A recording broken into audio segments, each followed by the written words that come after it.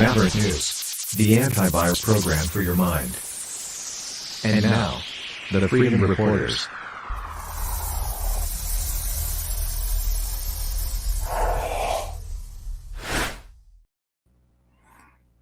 Good morning, everyone. I'm Rick Walker with Maverick News, and you are watching the Maverick News channel. I'm one of the Freedom Reporters, and we are here because we are the antivirus program for your mind. And we are just getting ready to pick up the live feed of Ukrainian President Volodymyr Zelensky, who will be addressing Canadian Parliament virtually this morning. He was scheduled to begin speaking at 11:15 Eastern Standard Time, and we are there now. Of course, these things never seem to start on time. He is a few minutes late, but we expect he will make his appearance shortly. And when he does that, I expect we will hear an impassioned plea for assistance. I expect he will be looking for more help from the Canadian government and from NATO countries. There's been ongoing talk of possibly sending Polish MiG-29s to Ukraine to help them establish some sort of presence in the air again. And there may be some talk of that, but of course, Canada has already sent about $400 million. And a joint address. We are picking up the feed now, so we'll just dump into that and Zelensky, President of Ukraine, and pick this up. I thank all those who have made it possible. Canadian Parliament virtual address from President Zelensky today. From Ukrainian President Volodymyr Zelensky. Video link. J'invite maintenant le Premier ministre. I now ask the Prime Minister to take the floor. The Right Honourable Prime Minister. Thank you, Mr. Speaker.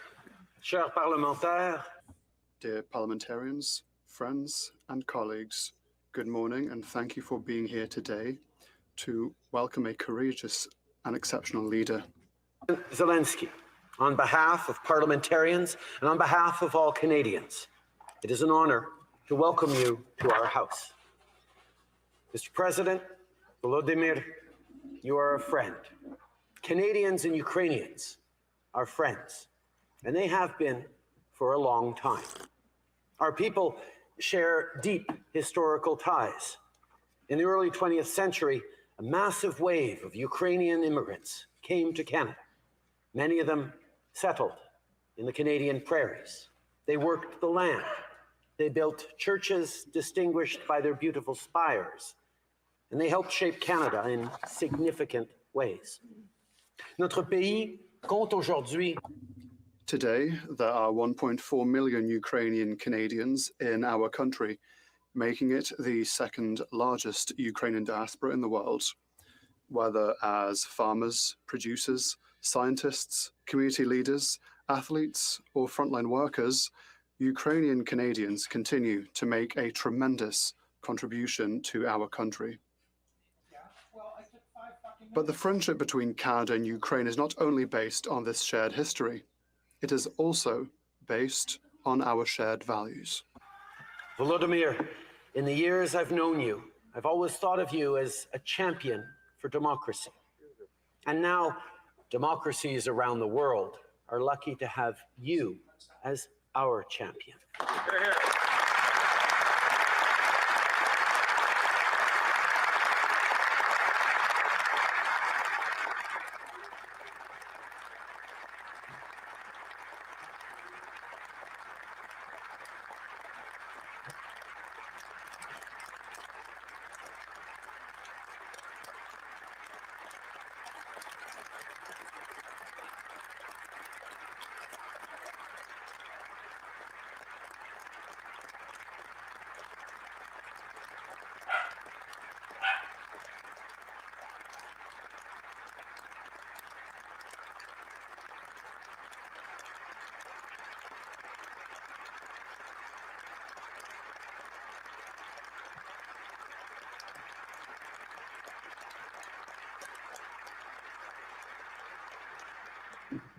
Your courage and the courage of your people inspires us all. You're defending the right of Ukrainians to choose their own future. And in doing so, you're defending the values that form the pillars of all free, democratic countries. Freedom, human rights, justice, truth, international order. These are the values you're risking your life for as you fight for Ukraine and Ukrainians.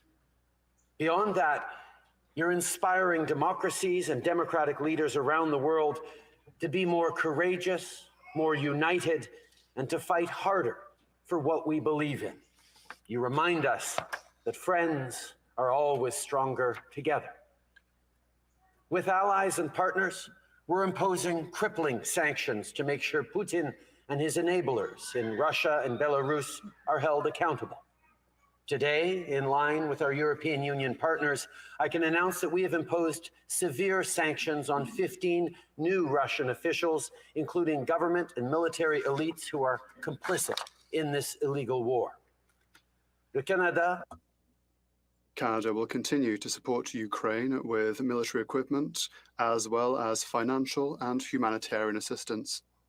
And we will be there to help rebuild once the aggressor is repelled. In Canada, we like to root for the underdog. We believe that when a cause is just and right, it will always prevail, no matter the size of the opponent. This doesn't mean it'll be easy. Ukrainians are already paying incalculable human costs. This illegal and unnecessary war is a grave mistake, and Putin must stop it now.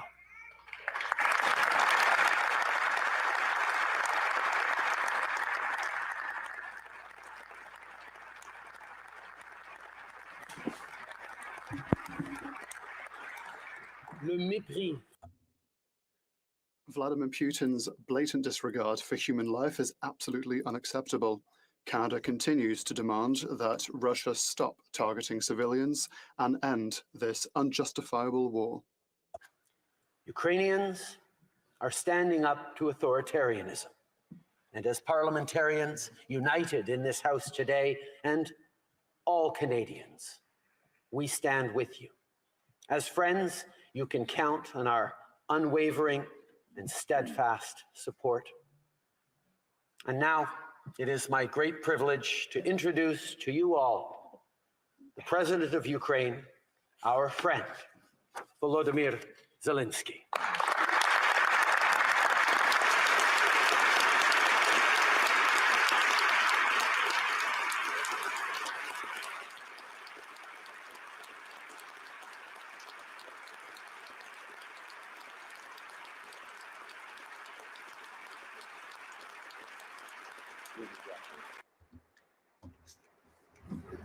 Thank you very much.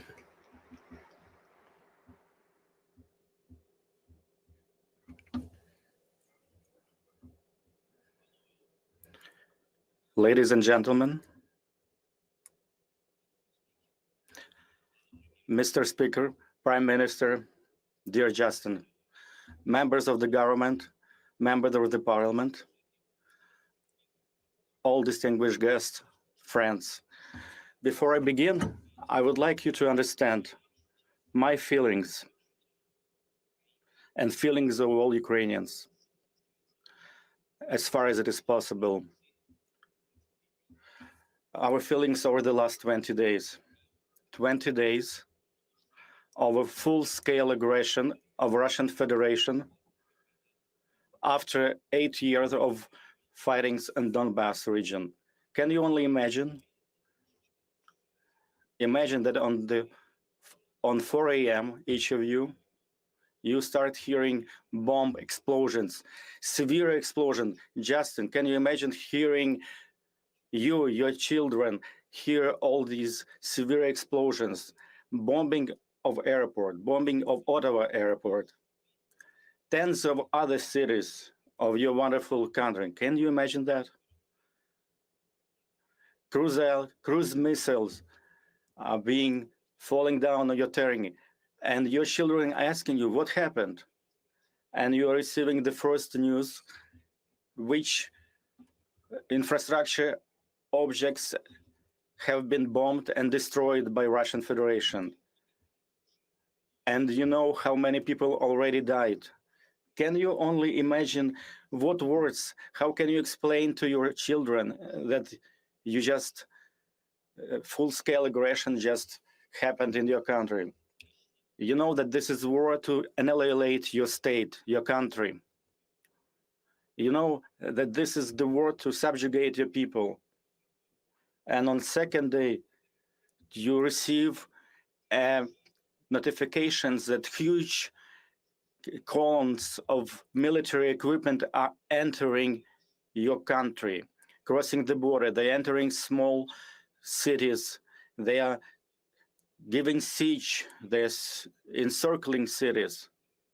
And they start to shell civil neighborhoods. They bomb school buildings.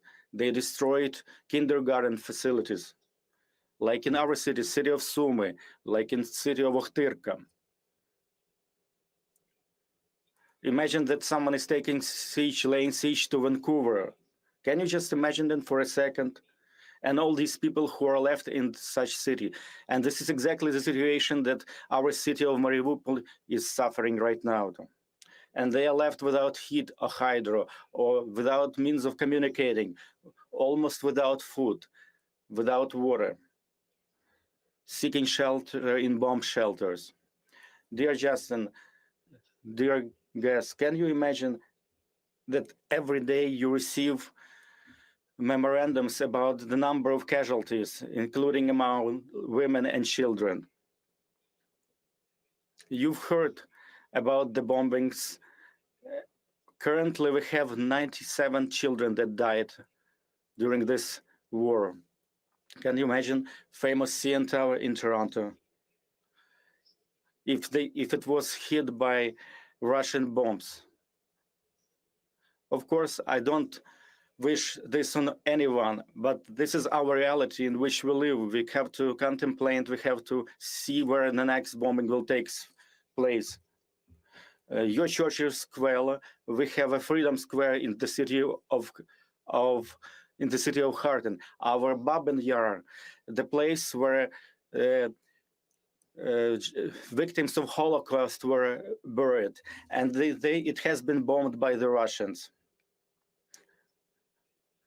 Imagine that Canadian facilities have been bombed similarly as our buildings and memorial places are being bombed. A number of families have died. Every night is a horrible night. Russians are shelling from all kinds of artillery, from tanks. They're hitting civilian infrastructure. They're hitting big buildings. Can you imagine that there is a fire starting at a nuclear power plant? And that's exactly what happened in our country. Each city that they are marching through, they're taking down Ukrainian flags. Can you imagine someone taking down your Canadian flags in Montreal and other Canadian cities? I know that you all support Ukraine. We've been friends with you, Justin, but also I would like you to understand, and I would like you to feel this, what we feel every day. We want to live, and we want to be victorious. We want to prevail for the sake of life. Can you imagine when you call your friends, your friendly nation, and you ask, please close the sky, close the airspace, please stop the bombing. How many more cruise missiles have to fall on our cities until you make this happen? And they, in return, they express their deep concerns about the situation. When we talk with our partners, and they say, please hold on a little longer.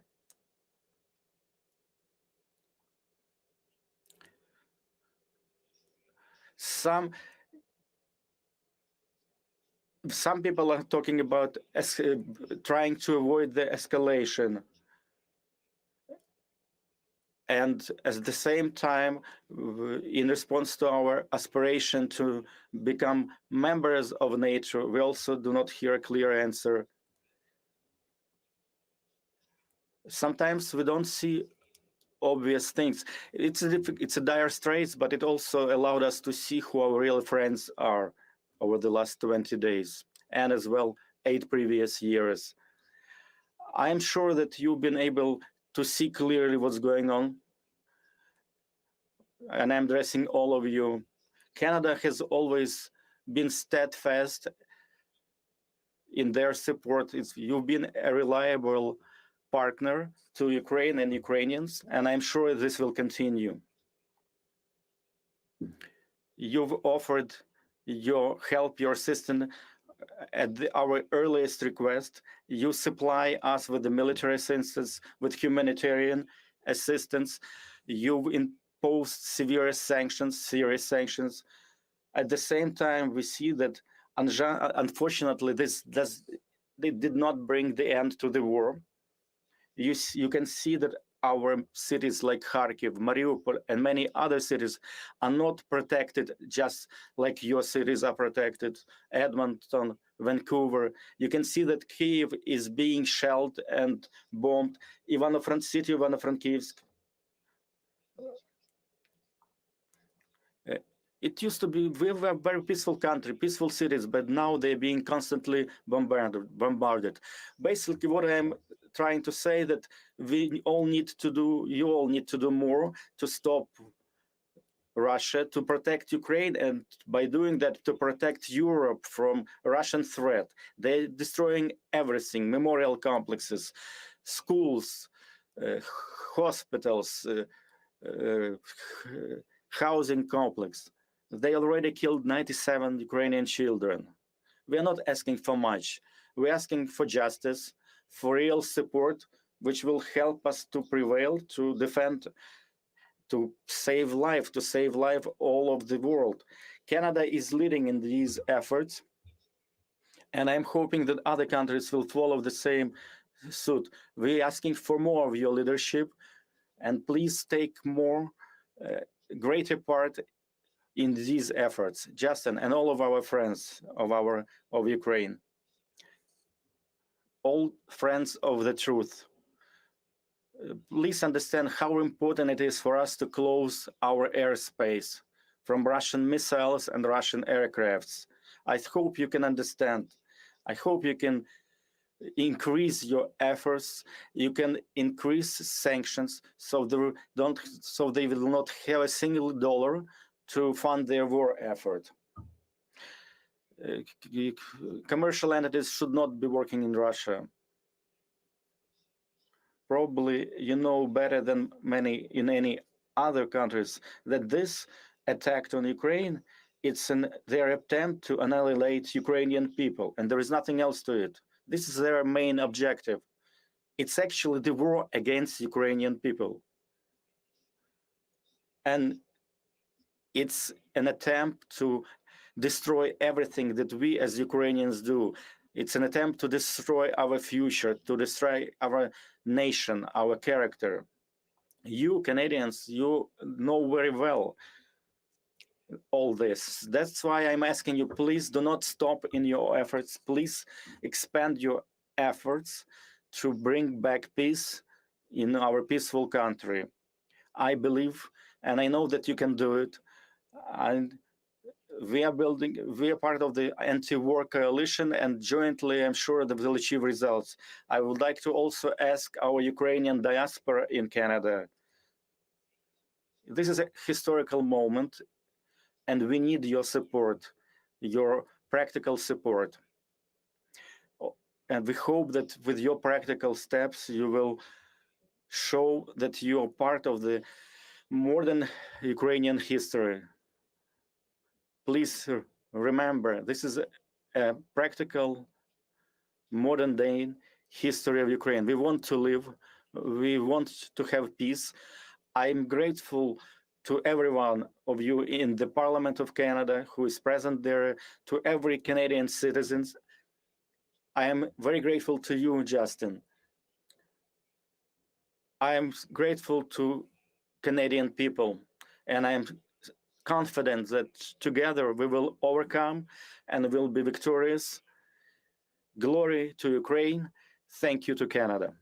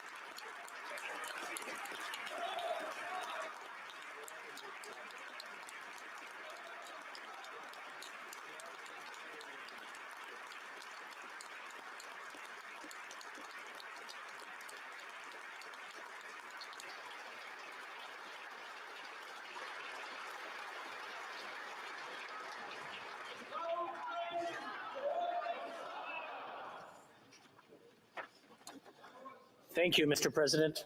I now invite the Honourable George Fury, Speaker of the Senate, to say a few words.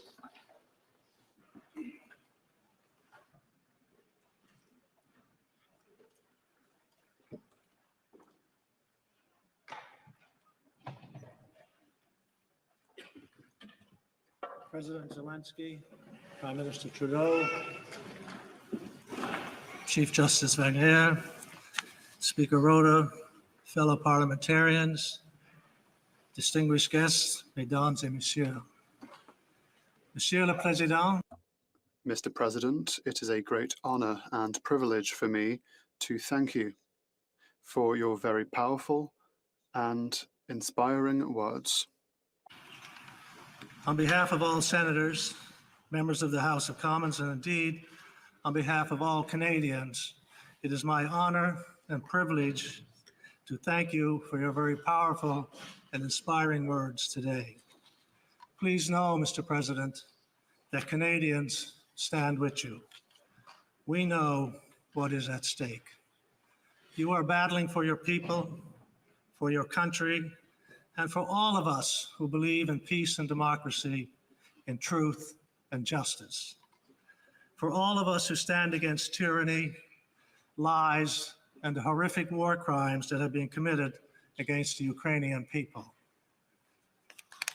There is a word in the Bible, one word, that expresses so much of the courage that you, Mr. President, and your fellow Ukrainians are showing the world. In the original Hebrew, the word is hineni. Literally, it means, here I stand. It was said by the great Old Testament leaders when called upon to lead their people. It is a statement of stepping up to leadership in the face of overwhelming odds. It is clearly what you are saying, Mr. President, by your actions, and what all Ukrainians are saying in this terrible time of crisis. The world is witnessing a Ukraine united more than ever in common cause to secure its place among the family of nations. As Prime Minister Trudeau has made clear by his words and actions, Canada stands with you. I know I speak on behalf of all Canadians when I express our admiration for the leadership and courage you have demonstrated as the Ukrainian people struggle to repel a brutal and illegal invasion. You have shown the world that Ukraine will not cower, will not falter, and will not be defeated. The heart and soul of Ukraine are strong. Canada recognizes your fortitude, your resilience, and your strength of purpose. Canada stands with Ukraine and her many allies in the pursuit of a swift and peaceful resolution to this conflict. This resolve rests upon our shared commitment to democracy, to human rights, and to the sovereign equality of all nations. For Canadians, Ukraine is permanently woven into the fabric of our culture.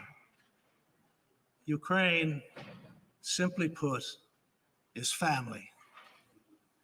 Mr. President, to you and the people of Ukraine, please be assured of our solidarity in the days and weeks ahead.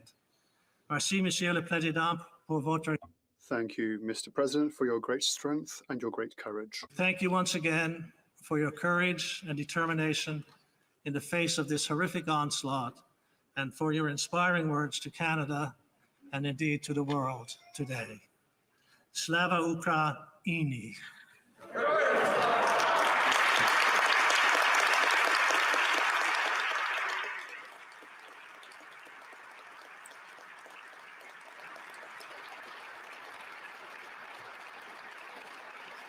Thank you, Speaker Fury. Monsieur le Président.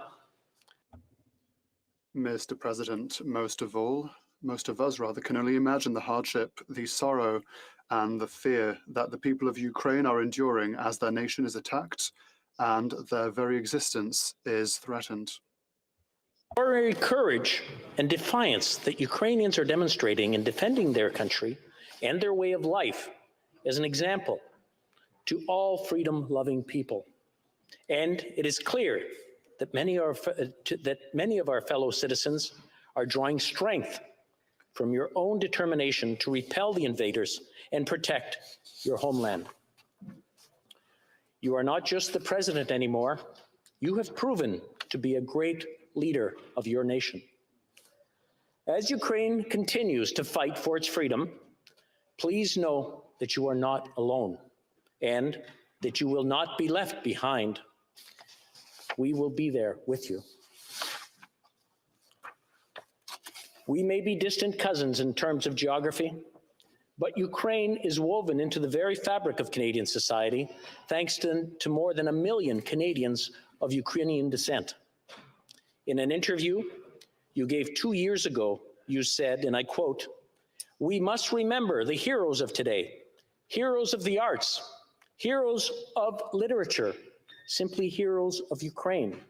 Why don't we use their names, the names of the heroes that today unite Ukraine?" To the people of Ukraine, to your friends in Canada and around the world, you, Volodymyr Zelensky, are one of those heroes. Heroyam Slava, au nom de tous les parlementaires. On behalf of all parliamentarians, thank you for having addressed the people of Canada and for showing us the true meaning of courage, freedom, and patriotism. May we prove worthy of the friendship between our people and our countries. Slava Ukraini. Merci. Merci. Thank you. Дякую.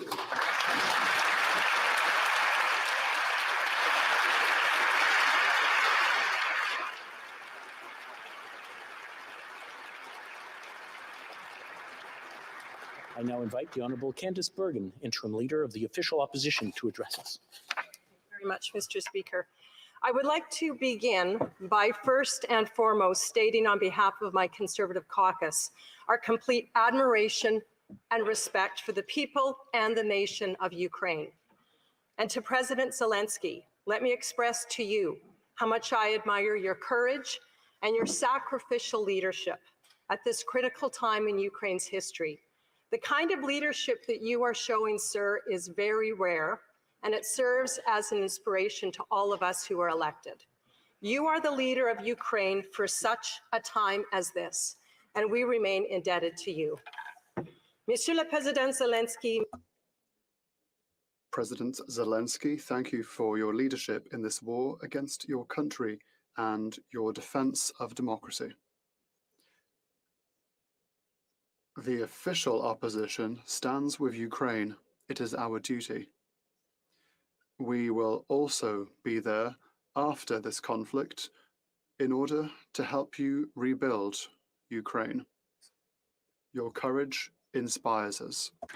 The images that we are seeing from Ukraine, as you described them, President, are heartbreaking and painful. Families huddled in bomb shelters, the ruins of a children's hospital and a maternity ward, the elderly who are trying to find their way to safety. But there is also inspiration as we watch ordinary people, men and women of all ages, defending their homeland. We are witnesses to the strength and the defiance of Ukrainians standing up for their freedom, their independence, and their sovereignty. Ukrainians aren't just fighting to defend themselves. Let's be very clear. They are defending all of Europe, because Putin's brutal attack on Ukraine is an attack on all of us. That's the lesson history has taught us, and one we cannot ignore.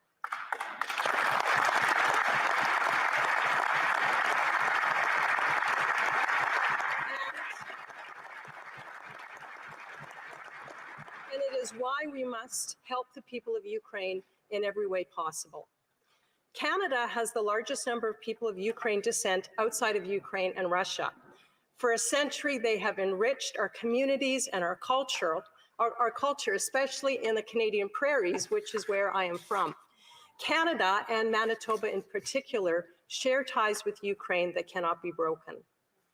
And now, almost 1.4 million Ukrainian Canadians are watching what is happening. Their hearts and their souls are reaching out, hoping, praying for the nation and the people of their forebears. This war of naked aggression has revealed Vladimir Putin for what he really is, a warmonger and a violent predator with no regard for human life and suffering. He has crossed lines that after 2 world wars we thought would never be crossed, and he's shaken the rule-based order that has kept millions safe since 1945. Every day he tells the world lies, and then he proceeds to kill innocent and vulnerable Ukrainians, including women and children. And while on his rampage, he continues to threaten the world, saying if he doesn't get his way, he will use the worst extremes possible. It's sickening to watch. Putin must be brought to justice. He must be held to account for his crimes against humanity at the International Criminal Court at The Hague.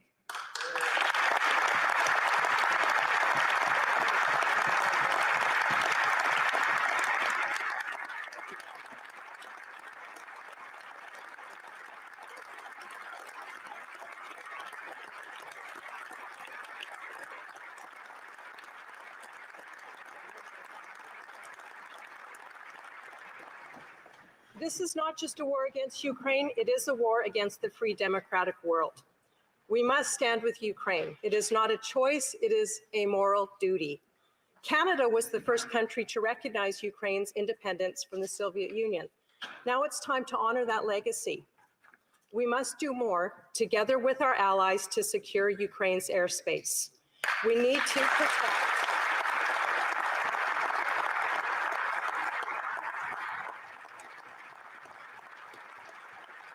We need to protect at a minimum the airspace over the humanitarian corridors so that Ukrainians can seek safe passage away from the war zones and to allow humanitarian relief to reach those areas under siege. Canada must do whatever it can to cut through any red tape and welcome Ukrainians who are fleeing.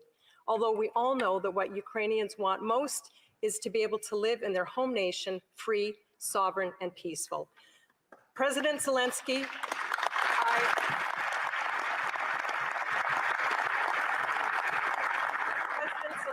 I want to reassure you that Canada will be a safe haven for Ukraine citizens who choose to come here until the battle is over. While they are in Canada, we will cherish them, care for them, provide for them purpose and hope, and when it is time, they will return to their beloved Ukraine and their families. This is our pledge to you.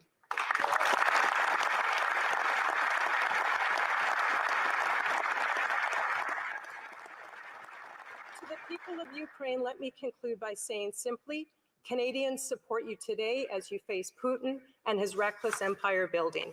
Conservatives stand shoulder to shoulder with Ukraine, and we will continue to support you when this terrible conflict finally ends and you rebuild your homes and communities. Your courage and faith and your fortitude in the face of adversity are an inspiration to all of us. Slava Ukraini, glory to Ukraine, glory to the heroes. Keep fighting, keep believing, keep hoping. Thank you.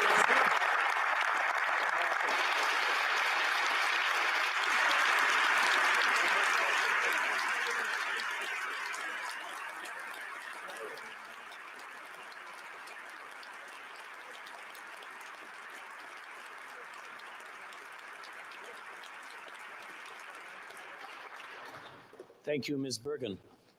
J'invite maintenant le chef du... I now ask the leader of the Bloc Québécois, Mr. Yves-François Blanchet, to take the floor. Thank you, Mr. Speaker.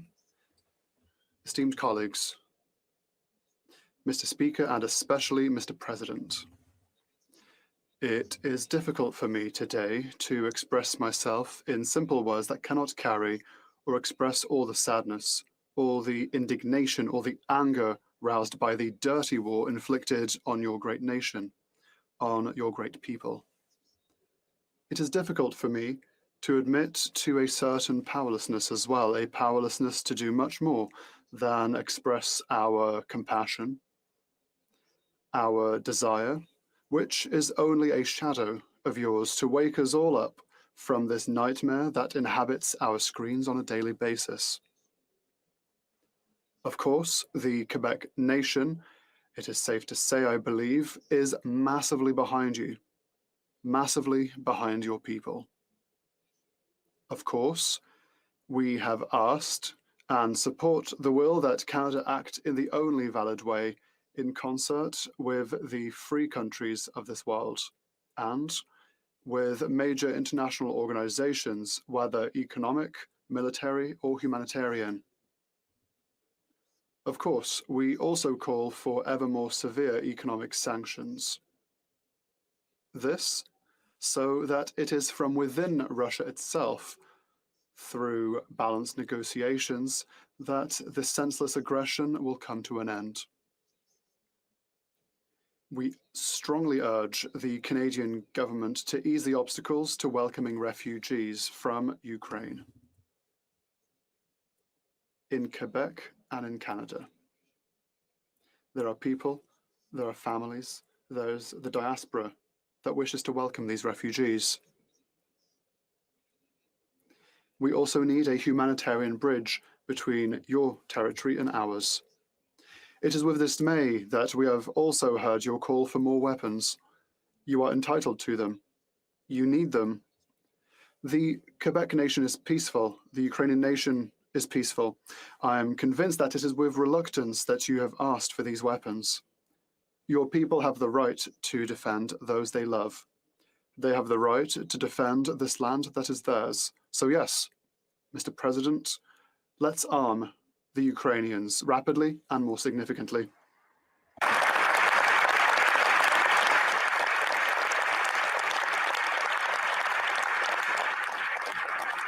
Monsieur le Président. Mr. President, all this is still too little. Too little every time a man, a woman, or a child dies, every time a hospital, a daycare center, a school, a park, or even a single flower is destroyed. Every time, Mr. President, every time we are told that we have done too little, and in a way, we've done it too late. I would like to believe, Mr. President, that we must distinguish between the people and those who lead them. I would like to believe that the Russian people are the first victims of the Kremlin's dictator. But there are leaders of various kinds who do speak for their people, and there is no doubt that you are one. You have turned one of the enemy's worst weapons against itself, the powerful, the vicious, the petty machine of deception and disinformation of the Kremlin wanted to impose the false narrative of a history rewritten by the dictator for his own benefit and for his own personal glory. On the contrary, through simplicity, through frankness, through courage, you have touched the whole world. You kept the eyes of the world upon your people, and in doing so, you were able to, and you still have to insist upon, obtaining help that perhaps would have otherwise escaped you. You see, Mr. President, what we cannot do is the cruelest thing of all. Live through this despicable war in dark basements, shaken by the tremors of bombs dropped on your towns and on your villages. Fear for those you love. Doubt in the future.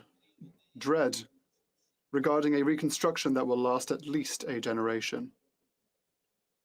Fear itself.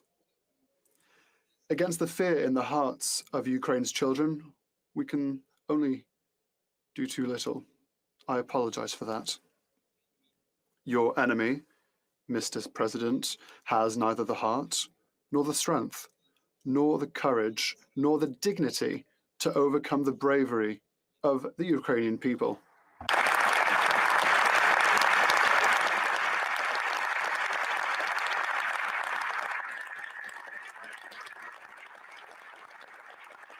Monsieur le Président.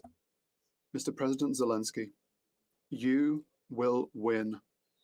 Freedom will be restored to you.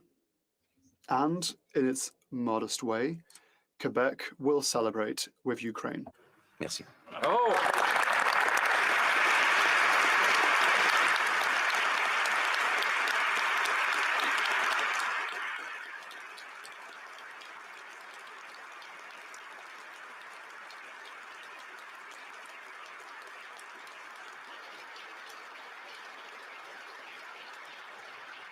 Merci, Monsieur Blanchet.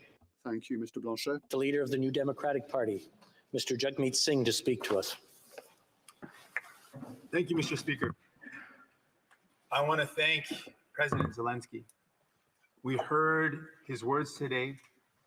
We want to thank him for his courage, his inspiration, his resilience. We want to thank the people of Ukraine for their courage and their resilience.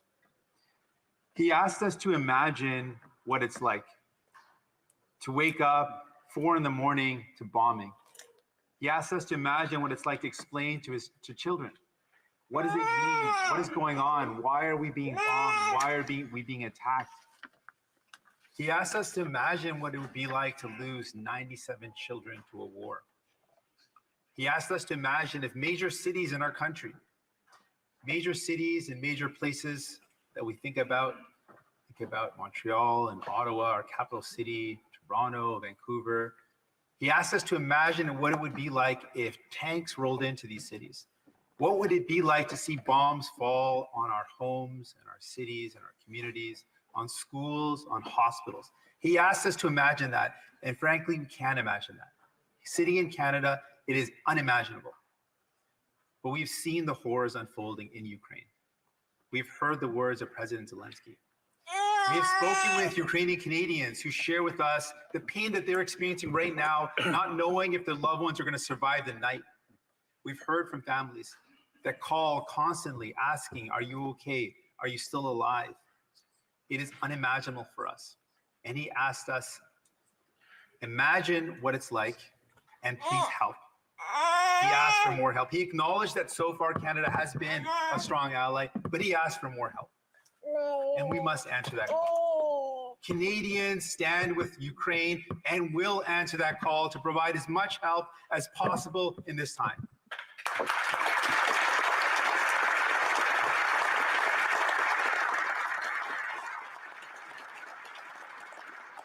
Canadians want to do more. And we heard from President Zelensky that sanctions are important and we want to increase that. We know that one of the most important things we can do, we know that Putin does not care. President Putin does not care about the people. He does not care about his country, but he does care about his wealth.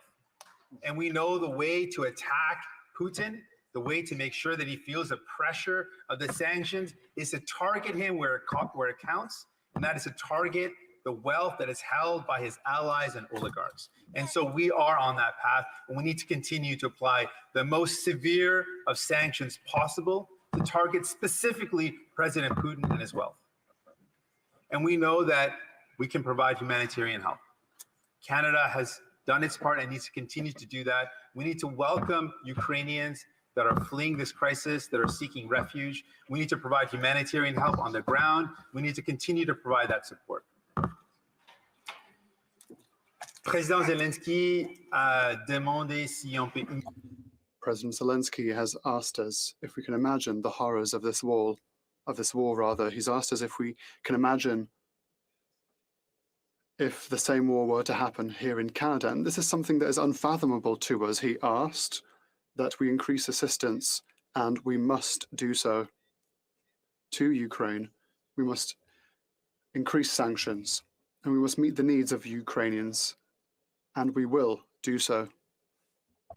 I think about the words that we've heard from President Zelensky, the speeches that he's given, and I think about the moments of courage that we've seen reported from everyday Ukrainians standing up to this violence, standing up to this flagrant aggression of President Putin, something that we clearly and firmly denounce. When we see in those moments, we see incredible courage. I struggle to find the words to describe it. I think about something my mom always taught me, this phrase in Punjabi. It's chardi kala. And I always misunderstood what it meant. She says it means rising spirits. And she always said it's rising spirits in the face of difficult odds. And I can't think a moment to describe the courage of Ukrainians, the courage of President Zelensky. I can't think of a more fitting moment to describe that as chardi kala, as rising spirits, as a defiant optimism in the face of one of the largest armies in the world. Ukrainians are saying, we will not back down, we will not give up, and we are so incredibly inspired by them for their fight for democracy, for their fight for freedom, and we stand in full solidarity. We wish their chardi kala, their rising spirits, their defiant optimism to continue, and we will be with you every step of the way.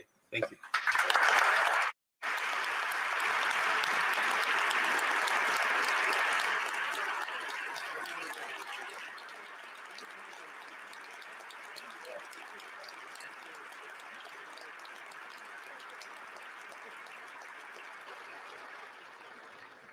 Thank you, Mr. Singh.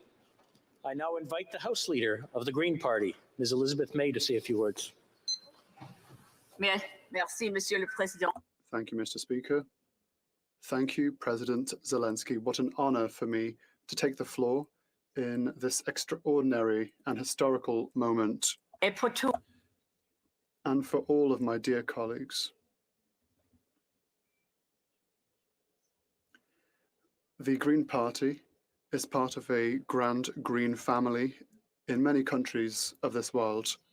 A few days ago, I received the following letter sent by the President of Ukraine's Green Party, Vitaly Kononov, and I quote, Dear Green friends, we are writing to you from bomb shelters, from our home Ukraine, which is mercilessly attacked and bombarded by Russian forces since that fateful day, February 24, 2022.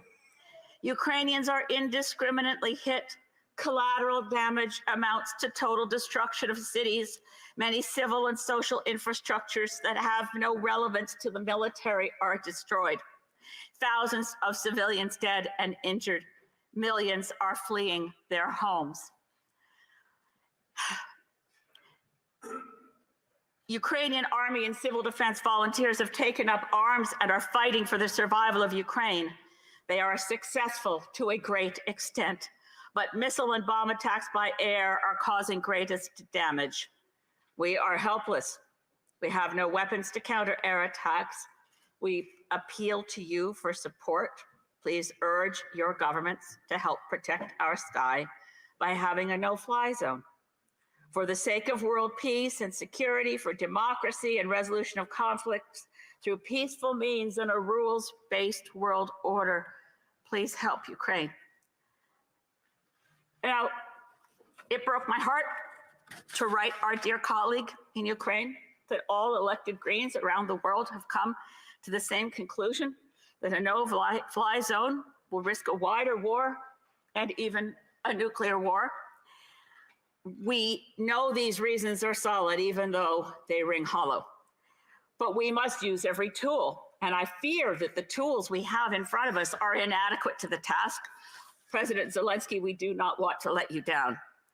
We fear that we may inevitably let you down, but we will find every tool we can find. And where there aren't adequate tools, by God, let's invent them. In 1956, in the Suez Crisis,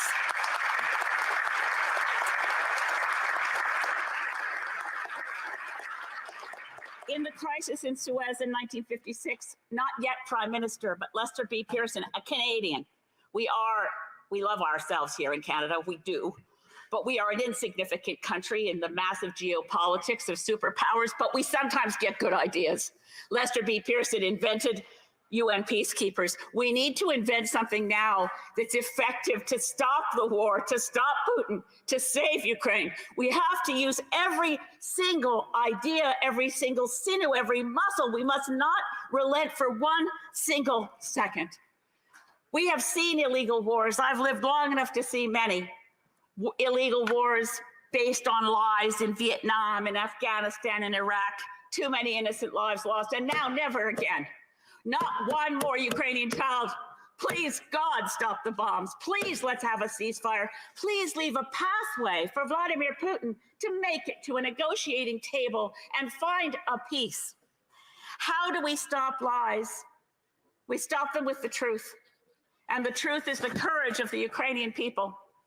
The truth is the courage and the unexpected reality of you, President Zelensky. An honest to God Democrat, a human being, a mensch, a man of such moral courage that the world is inspired. But we must not let you down, because God knows you won't let us down. We must do more. We know this. You are, as our Prime Minister just said, a champion of democracy. May we be worthy to stand by you. May we find the ways that make it meaningful that we stand with you. Not one more lost life, please, God. Not one more mother in Russia who weeps for a lost son in an immoral and illegal war. Thank the brave Russians who face jail just to go on the streets and say, stop the bombing, no more war.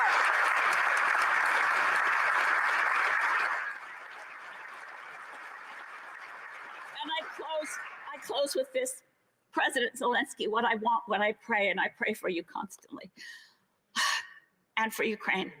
What I want is that you come here in person, that we invite you and we see you here, president of a country at peace, of a free, democratic, and victorious Ukraine. Please come here so that we can hope that in your eyes we remain worthy to be called your friend. Thank you.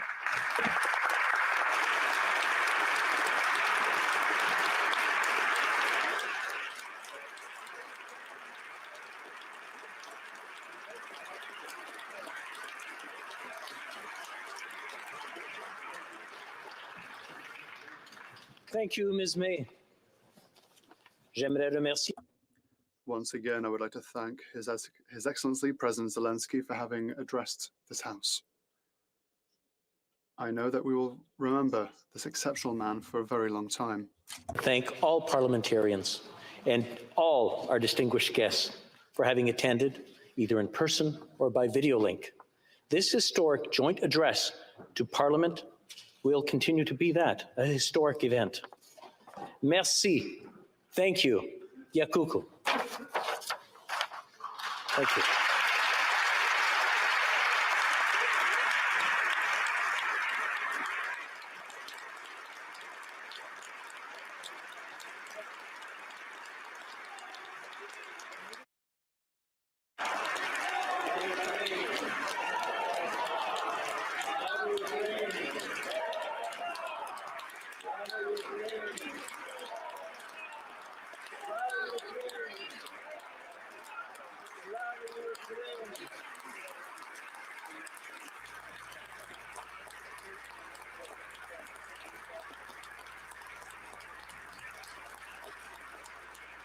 Well, it looks like things are coming to a conclusion.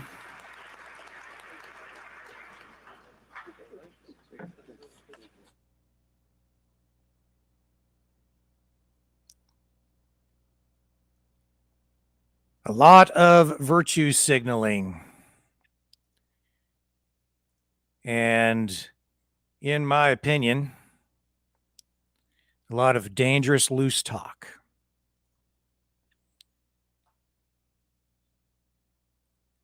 Zelensky, right off the top,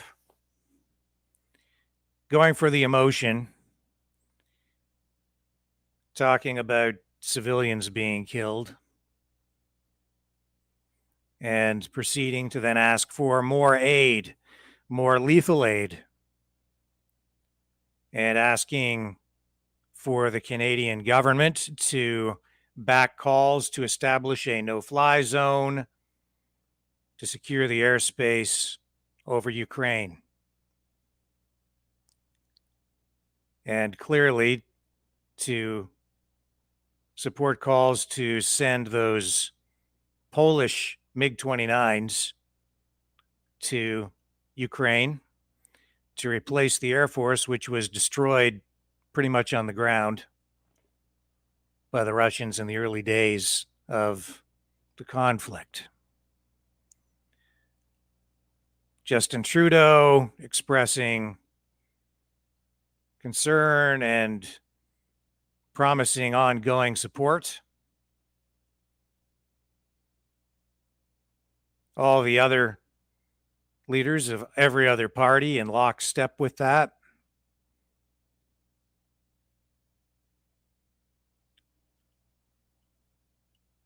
Elizabeth May from the Green Party saying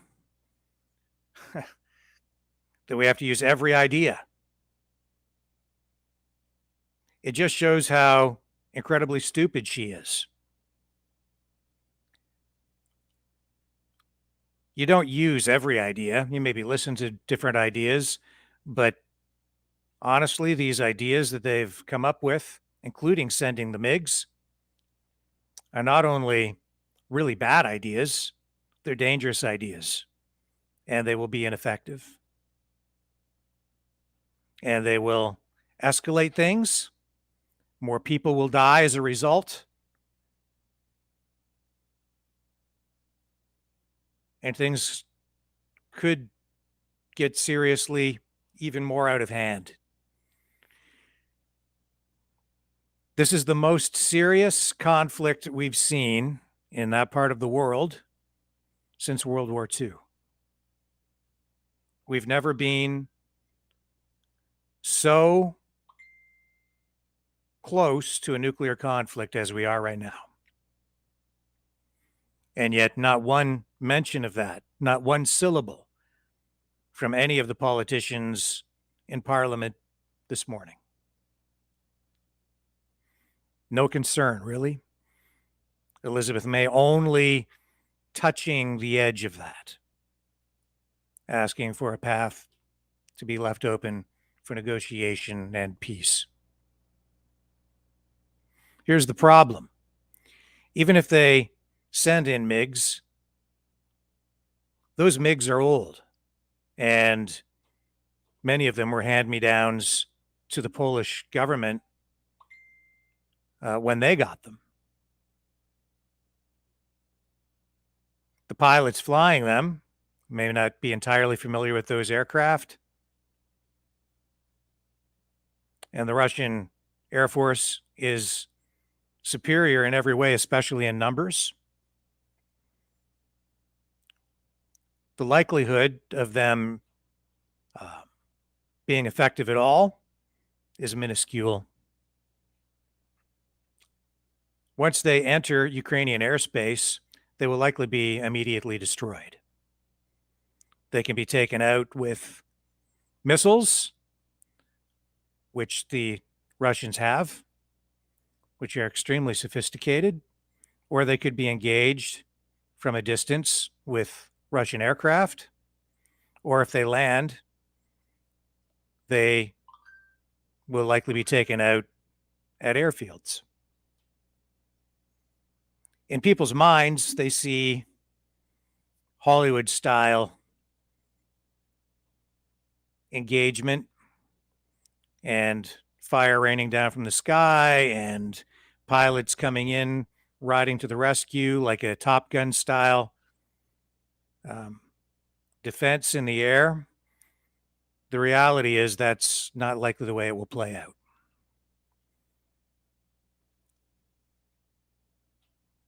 And these politicians are idiots. And they're all standing in unison and lockstep, clapping for escalation. They don't want peace. They want more war. The pathway to peace, we've illustrated that for you. We've shown what it could be. And that is to ensure that Ukraine remains a neutral country.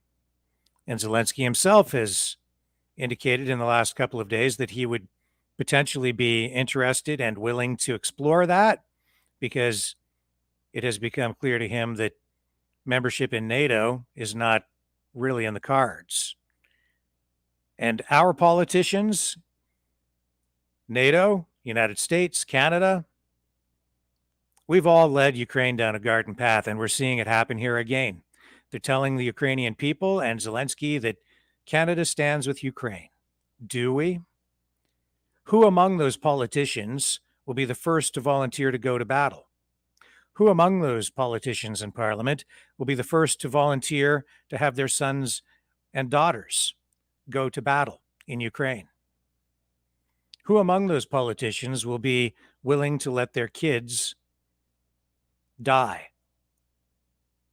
for Ukraine? For a country that could preserve its sovereignty simply by negotiating an end to the conflict, by having Zelensky set his ego aside and do what's in the best interests of his people to save lives, to negotiate an end by agreeing to keep his country neutral, keep his country, keep his people safe, keep Ukraine a democracy, keep it neutral. The picture that these politicians are painting of Vladimir Putin is inaccurate.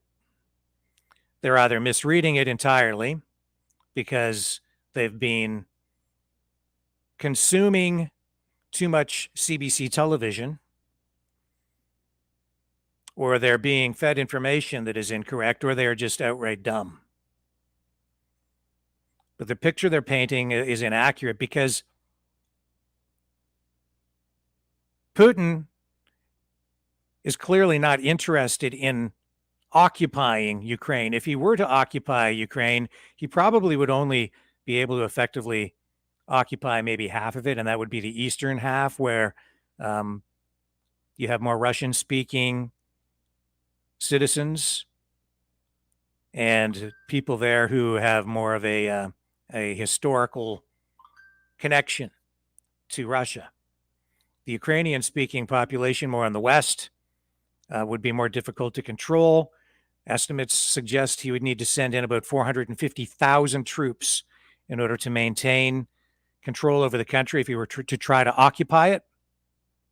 And there would likely be ongoing skirmishes and terrorism and people attacking Russian troops for years to come if he were to try to maintain control. He knows this.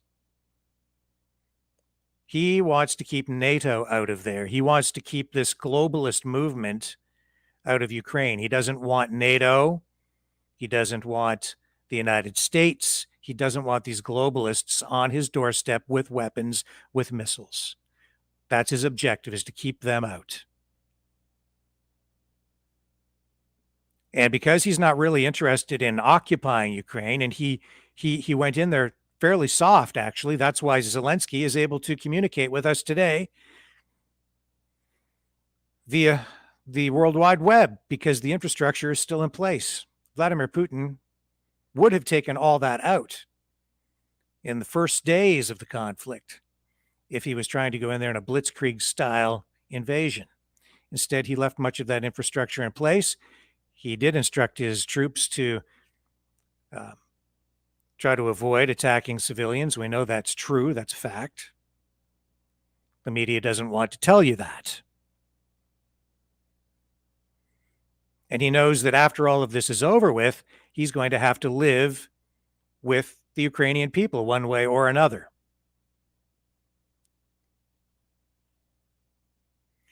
The problem that we're facing right now is that we have a lot of virtue signaling, ill-informed, misguided politicians who really don't know their own history, let alone the history of Europe, Russia, Ukraine. And they don't fully understand the dynamics in play today because they're considerably different than they were during the Cold War period or the 1940s or the 1950s.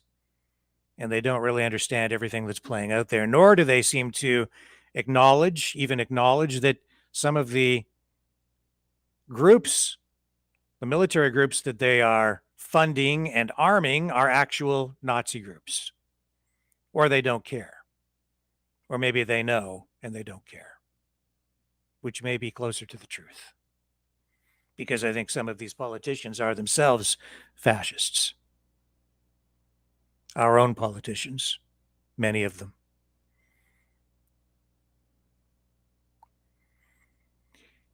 This, if Canada sends more aid, and obviously we're going to because they're all in on it, every one of them stood. I did not see a single dissenter, not one.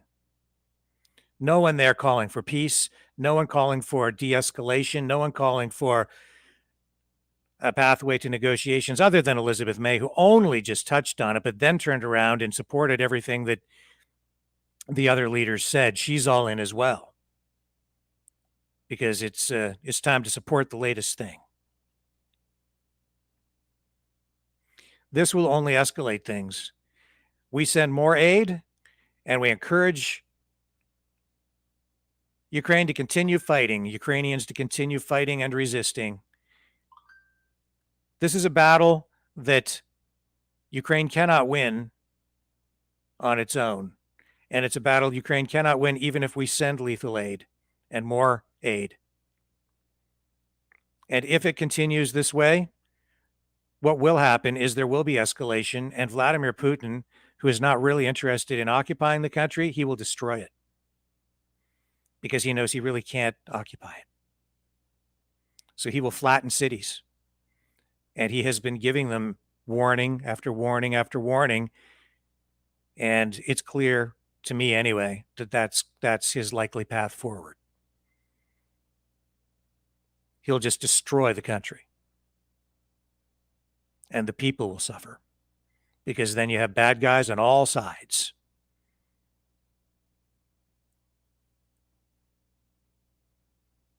The Canadian government's strategy, if it even is one, it's just to respond in a way that allows them to virtue signal, is not well thought out. It's ill-conceived and will only inflame the situation. It's only going to prolong things. It's only going to result in more death and more suffering. More than that, we heard Candace Bergen, the Conservative leader, stand up and say that Canada will be there to help Ukraine rebuild after all this is done.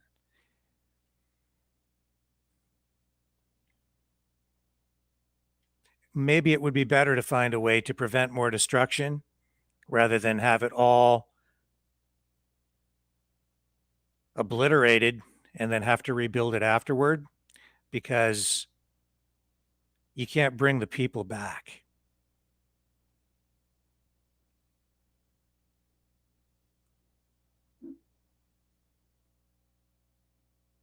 They don't listen. They're not interested in dialogue. We saw that with the truckers. Arrogant. They think they know best. But more than that, it seems to me that what we're really witnessing here is something more sinister. Canada is being used. Canada is the world's first post-nation state. Justin Trudeau said it himself. Canada is lost. Canada is now under the globalist umbrella of world rule. A world ruled by one government, unelected. And he's taking direction from them, I believe, largely. And the rest of Parliament is falling into line in lockstep. These globalists have Russia in their crosshairs. And we heard Conservative leader Candace Bergen stand there and say that Vladimir Putin must be brought to justice for his crimes against humanity, for war crimes. They're not just interested in defending Ukraine in the name of democracy and freedom. They have their sights set on Russia. Friends, that is why this is extremely dangerous, and that is why we are so close to a nuclear conflict. We've been talking on this channel about the path forward to peace, the way that that could be achieved. We're not on any political leader's side here. We're on the side of the people, and the people are suffering. The path forward to peace is clear. Ukraine could remain a neutral country, not in the control of the West and the United States, not under the control of Russia. None of this had to happen. And if the West had been stronger and not so dependent on Russian energy and all of those other factors, perhaps there would have been more leverage and this conflict might have been avoided that way, or at least postponed.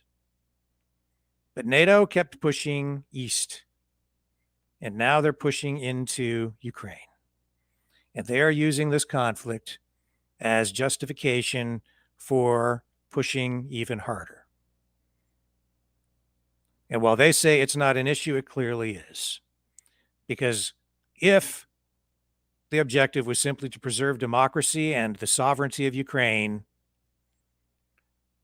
we would have a negotiated settlement right now. But we don't. And every Canadian watching this needs to ask why.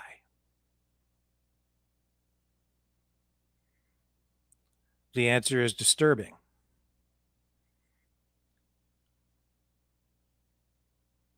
God help us all. Canada is being used as a pawn here by this globalist movement at this point, by NATO, by all these other countries, by the European Union, to measure the world response to what is going on. And Canada is being asked to take a leading role in providing aid and to set an example so other countries can follow suit, fall into line, and do the same. Line up all the NATO countries and apply pressure. If a negotiated settlement doesn't come, I fear we're going to see escalation. If a no-fly zone is established, it's equivalent to a declaration of war against Russia. NATO will go to war with Russia. We are going to war with Russia if they do that. The average person, the average Canadian, the person on the street, the average American, most people don't understand this. It sounds great. We'll just establish a no-fly zone and protect the Ukrainian people, and the bombing will stop because we'll have a no-fly zone. We won't allow it. The Russians have weapons on the borders of Ukraine, and they can send in missiles without even being in Ukraine. That's what they're doing right now. These supersonic jets fly in and fly out in the blink of an eye. They're watching those jets in Poland right now with satellites. They're watching. They know exactly where they are, and as soon as they're airborne and heading into Ukrainian airspace, they'll know exactly where they are. They will be tracking them, and they will take them out. They'll be destroyed the first day. They will be engaged and destroyed. And when all this is said and done, we in the West will be paying dearly to rebuild that country. And more than that, so be it, right? But more than that, the blood that has been spilled and will be spilled is not just on Vladimir Putin's hands. It's on the hands of every politician that stood there and clapped today. Because they're not looking for peace. They're looking for war. They want victory. They want victory, not peace.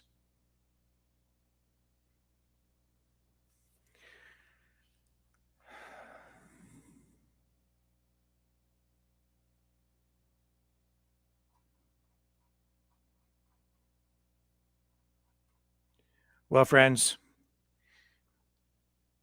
it is now 12:35.